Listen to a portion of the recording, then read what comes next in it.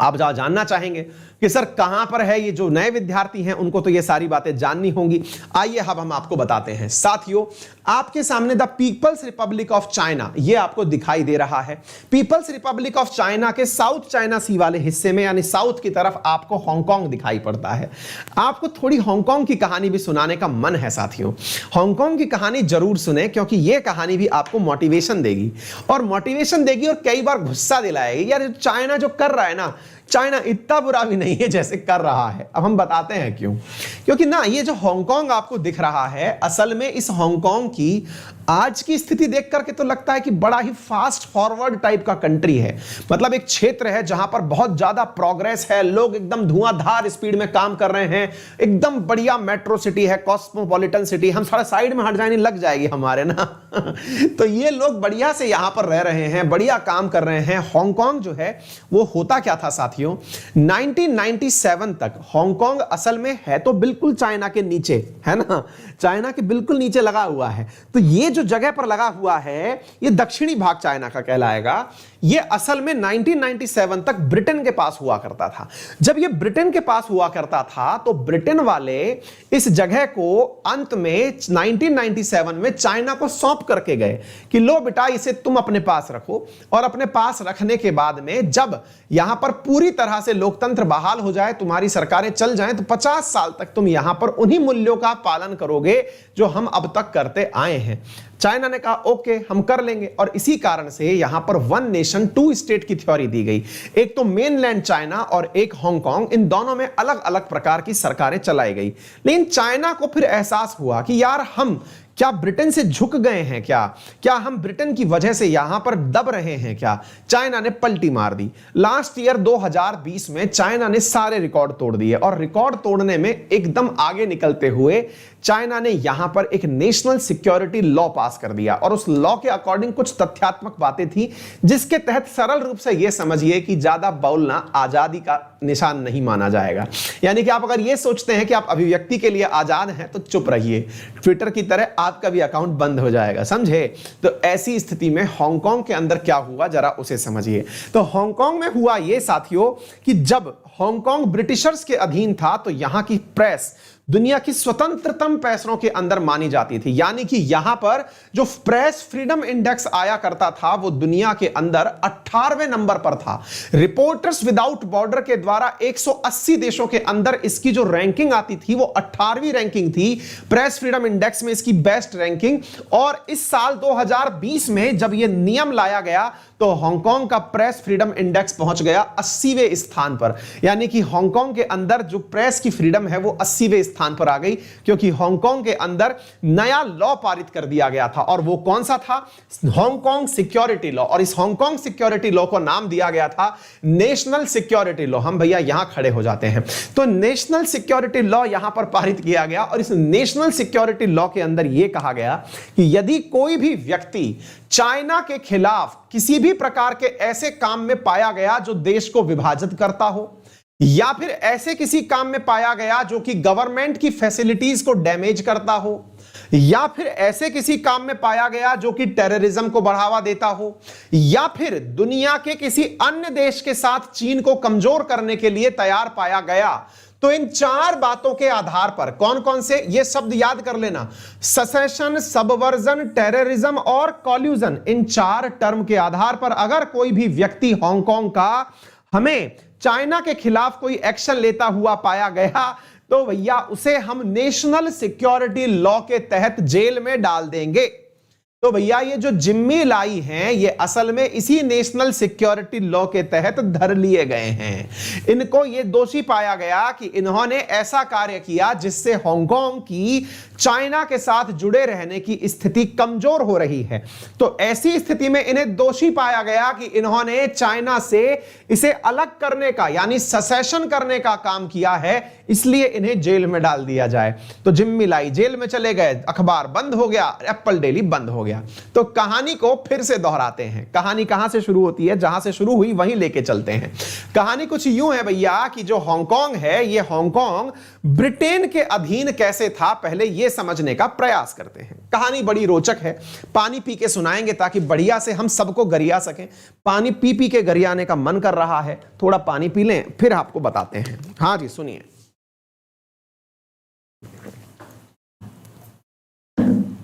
देखिए, ब्रिटेन वाले भी कम बदमाश नहीं थे। सच्चाई तो यह है कि दुनिया में आज लोकतंत्र का पाठ पढ़ाने वाले फट्टू लोग हैं वो, क्योंकि उन्हीं का फैलाया हुआ रायता है पूरी दुनिया में, जो कोई समेट नहीं पा रहा है। चाहे इंडिया पाकिस्तान हो, चाहे इंडिया चाइना हो, दुनिया में जहां जहां कलेश मचा पड़ा है, ये सब वही है। इनको पकड़ करके झबरे वालों का बाल पकड़ के यहां घुमा देना चाहिए। बताते हैं, पानी और पी लें। तो भैया बात कुछ यूं है कि इंडिया में तो बैठे हुए थे अंग्रेज। अंग्रेजों को यहां से चाहिए थी चीनी और चाय। कहां से? चीनियों के पास से, चाइना वालों से चीनी और चाय चाहिए थी। अब चीनी और चाय को अंग्रेजों को ये लोग बेच दे। देखो, ब्रिटिशर्स को ना चाय पीने की पता नहीं क्या ही चस्की लगी थी। दुनिया में बड़ा चाय चाय करते थे ये लोग। चाय वाला प्रधानमंत्री बन गया, क्या ही बात है। सुनिए, तो यहां पे हो क्या रहा है कि जब ब्रिटिशर्स थे तो यहां से वो यहां पर जाते थे और व्यापार के नाम पर क्या करते थे, इनसे चीनी और चाय मांगते थे। चीनी और चाय के नाम पर यहां से चाइना से चीनी चाय लेके तो साइड में आ जाते थे। लेकिन चाइना वाले उस समय बढ़िया पैसे वाले लोग हुआ करते थे। इन्होंने ब्रिटेन से कहा, ठीक है आप व्यापार करिए, सामान ले जाइए, लेकिन पैसा मत दीजिए हमें। तो आपको क्या चाहिए? अब सोचो, चाइना वालों में दिमाग, उस समय की बात बता रहा हूं, वर्ष 1800 के आसपास की। इनने ये कहा कि बेटा तुम हमसे चीनी चाय जो ले जाना है ले जाओ, लेकिन हमें आपका रोकड़ा नहीं चाहिए, चांदी चाहिए, चांदी। हमको चांदी ला करके दो, तब जाकर के हम आपके साथ व्यापार करेंगे। चाइना ने बहुत सारी चांदी, हर चीज चैसे थी इनकी, समझ गए बेटा? चैसे थे और चैसे ही हैं, समझे? तो यहां पर चीनी थी, चाइना था, चीन के साथ चाय थी, और फिर मांगी भी क्या? चांदी मांगी। किससे मांगी? तो भाई साहब ब्रिटिशर्स से मांगी। ब्रिटिशर्स समझदार निकले, इनने कहा अच्छा बेटा तुम लोगों को चांदी चाहिए, कितना चांदी लोगे बेटा? तो इनने चांदी तो खूब इकट्ठी कर ली। किसने? ये वाले जो लोग थे चाइना वाले। फिर इनने कहा, ब्रिटिशर्स ने कहा ऐसे काम नहीं चलेगा। ब्रिटिशर्स ने फिर एक तगड़ा काम करना शुरू किया। बोले इन लोगों को थोड़ा सा नशा कराया जाए। नशा कराया जाए का मतलब है गंजेड़ी भंगेड़ी बनाया जाए, अफीम का चस्का लगाया जाए। ड्रग्स में तो आदमी क्या क्या नहीं कर जाता भाई साहब, इतनी सी बोतल भाई लाखों के काम करा देती है, और चटा दिया तो मतलब सोचिए काम हो गया। इनने भाई साहब दुनिया भर में अफीम पैदा करना शुरू किया, इंडिया में भी करना शुरू किया, और अफीम ले जाकर के चाइना बेचना शुरू किया। चाइना वाले अफीम को हराम मानते थे कि अफीम यानी नशा, नशा बेकार चीज है, और ये अच्छी बात भी है भाई। चाइना बुरा मान रहा है तो अच्छी बात है ना भाई। तो ऐसी स्थिति में अब देखिए, चाइना हमारा दुश्मन है, इसलिए दुश्मन की तारीफ सुनने में थोड़ा जलन तो आपको भी हो रही होगी, लेकिन दुश्मन दोनों ही थे, तो क्या ही करें।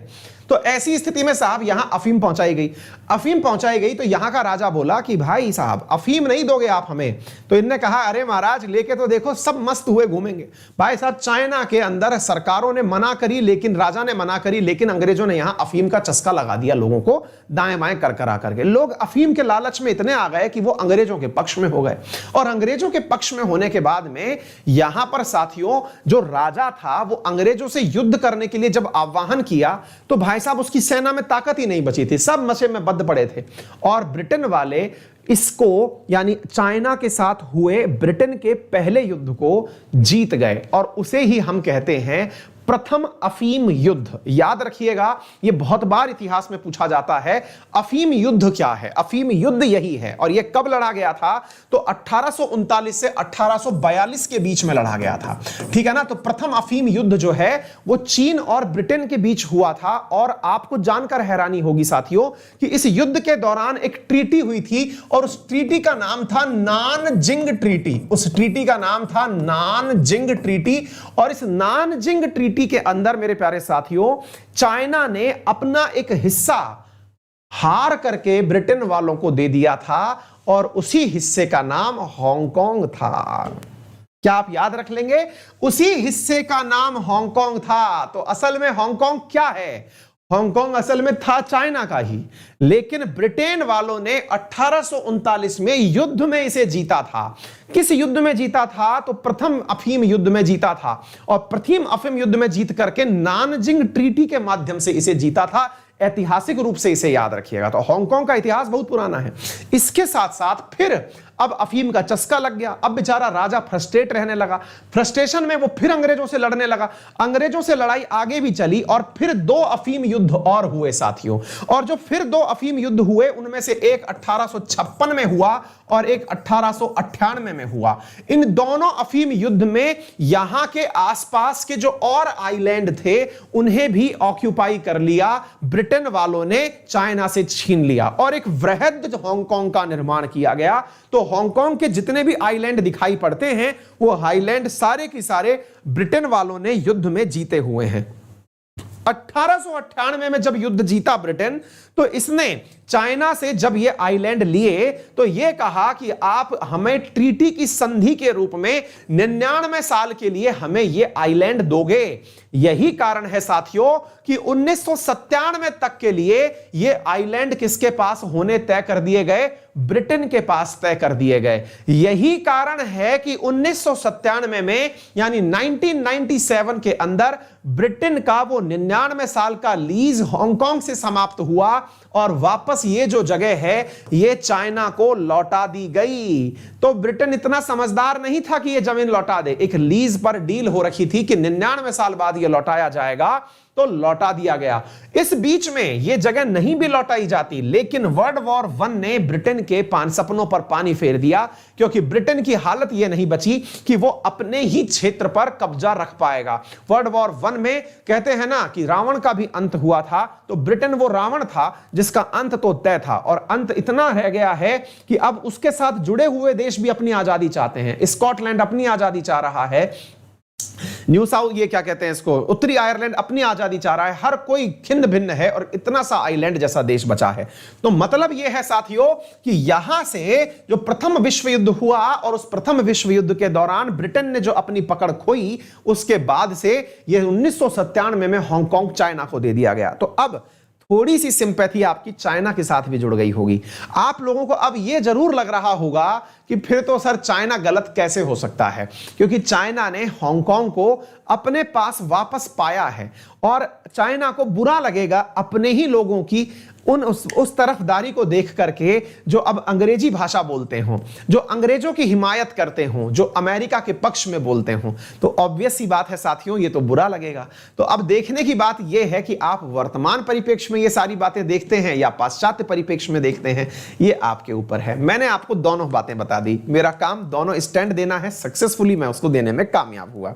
ठीक है ना? तो उम्मीद है आप सभी साथियों को यह बात बेहतरीन तरीके से समझ में आ गई होगी। लेकिन वर्तमान में जिस तरह की दुनिया चल रही है उसके आधार पर जितनी आजादी होनी चाहिए हांगकांग में उतनी नहीं है। उसको प्राप्त करने के लिए यहां दंगे फसाद हो रहे हैं और दुनिया के देश हांगकांग में चाइना के उठाए गए कदमों का विरोध कर रहे हैं।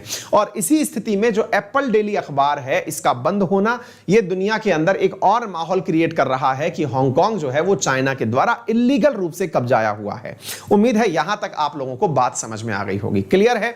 मजा आ गया ये सारी बातें समझ करके? तो जल्दी से सेशन को शेयर कर दीजिए अपने सभी साथियों के साथ में, और वीडियो को अगर आपने पसंद किया है तो लाइक एक बार ही करिए। मेरे साथ अनअकैडमी पर जुड़कर पढ़ना चाहते हैं तो वीकेंड सबसे अच्छा समय होता है सब्सक्रिप्शन लेने का, क्योंकि यहां से आप पुरानी क्लासेस को देख के अंदाजा लगा लेते हैं कि कौन सी क्लास आने वाली देखनी है, क्योंकि नेक्स्ट वीक आ रहा है इकोनॉमिक्स, है ना?